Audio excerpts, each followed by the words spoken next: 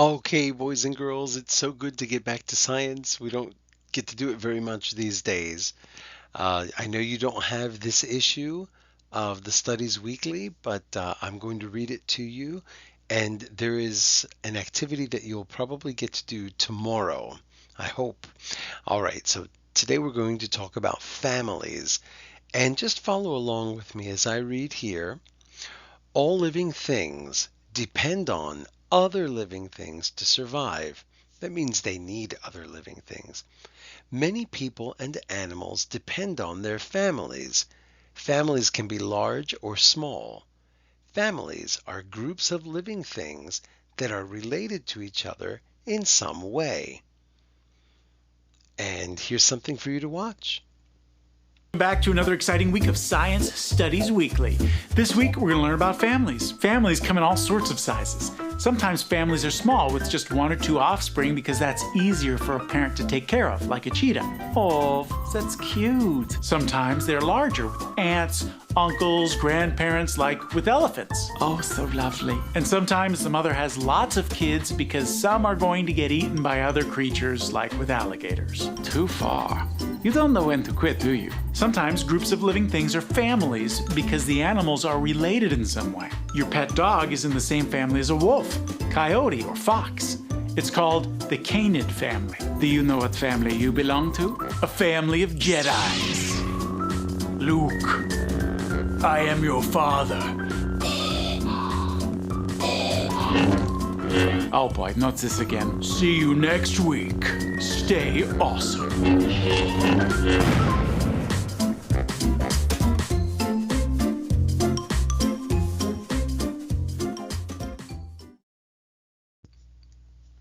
Okay, well, that was interesting. Now, scientists put animals into groups. The animals in the groups are alike in some ways. Some animal groups are called families.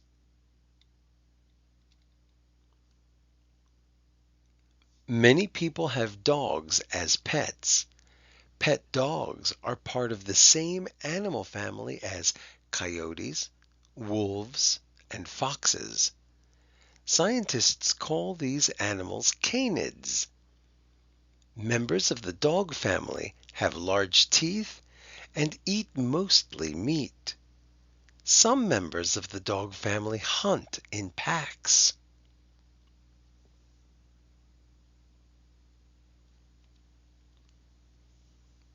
There are many different families of lizards. Geckos, iguanas, Komodo dragons, and Gila monsters are all lizard families. Many lizards eat plants and insects. Large lizards eat animals like deer and other lizards. Most lizards do not harm people. Komodo dragons and Gila monsters can be dangerous.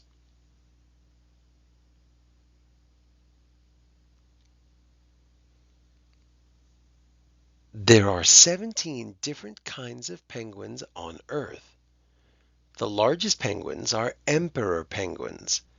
They can grow to be almost 4 feet tall and weigh up to 90 pounds. Little penguins are the smallest penguins. They can grow to be about 16 inches tall. They only weigh about 2 pounds. Penguins eat fish, squids, and krill. Krill are similar to shrimp. And hey, we've learned about one type of penguin. In class, do you remember which one? Yes, the yellow-eyed penguin. Great. Okay, look and learn. Some baby animals look very much like their parents. Some baby animals look very different from their parents. Look at these pictures. How is the baby frog similar to an adult frog? How is it different? Talk to your friends, or you can talk to your family, about how they are alike and different. A baby frog is called a tadpole. Tadpoles hatch from eggs.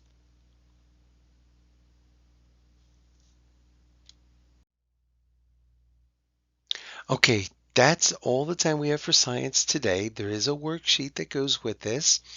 And tomorrow you'll have a pretty cool video and an activity to do that's connected to this here. So I'll be very excited to tell you about it and to hear about whether or not you actually did it.